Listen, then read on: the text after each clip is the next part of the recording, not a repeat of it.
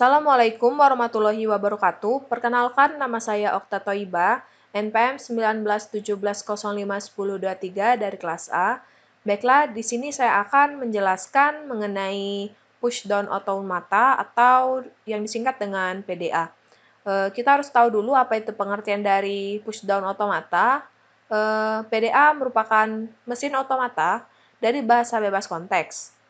PDA digambarkan sebagai tempat penyimpanan yang tidak terbatas berupa stek atau tumpukan.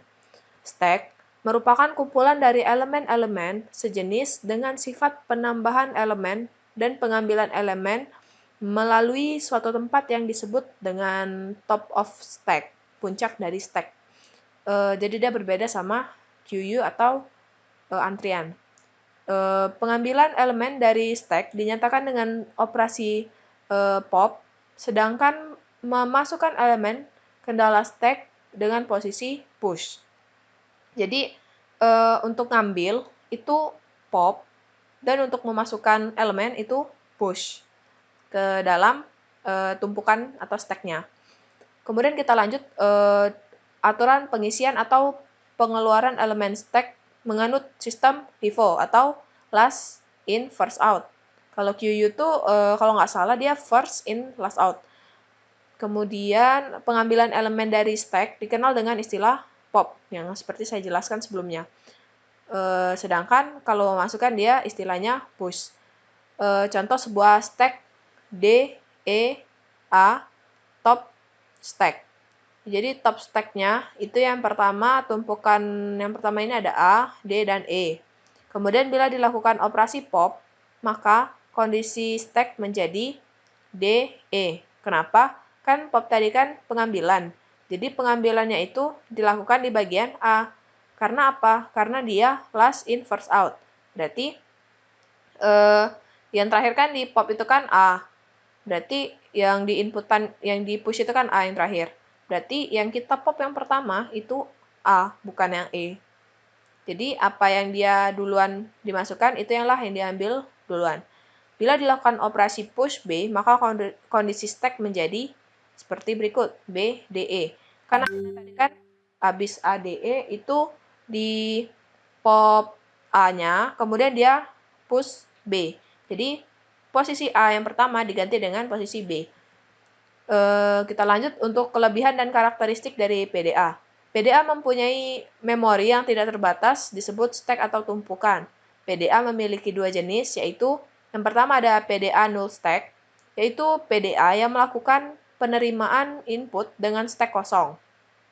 Kemudian yang kedua ada PDA final state, yaitu PDA yang melakukan penerimaan input yang pilihan transisinya menyebabkan PDA mencapai final state.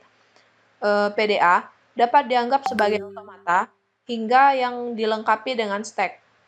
Sebuah PDA yang menerima input, selain bisa berpindah state, juga bisa melakukan operasi pada stek. Kondisi atau konfigurasi PDA pada suatu saat dinyatakan dengan state dan stek. Kita lanjut untuk representasi dari PDA. Sebuah pushdown automata dinyatakan dengan 7 tupel, yaitu kita misalkan M, yaitu 7 tupelnya adalah key ya, sebagai himpunan state. Kemudian seperti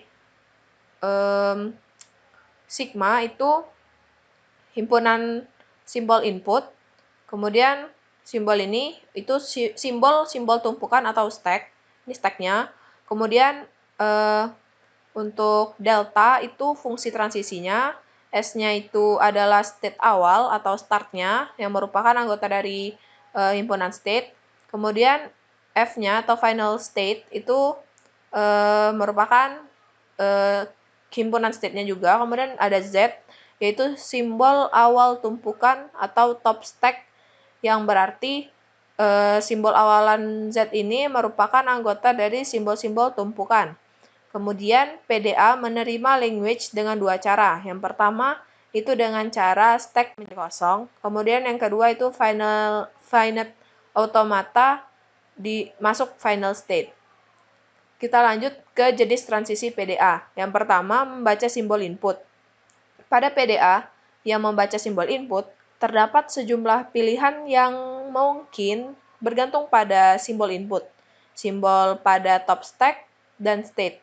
Setiap pilihan terdiri dari state berikutnya dan simbol-simbol. Bisa satu, beberapa, atau kosong untuk mengganti simbol pada top stack. Penggantian simbol pada top stack bisa berupa push untuk satu atau beberapa simbol atau berupa pop untuk simbol yang kosong. Setelah membuat pilihan, kemudian PDA membaca simbol input berikutnya. Kemudian jenis transisi yang kedua itu tanpa membaca simbol input.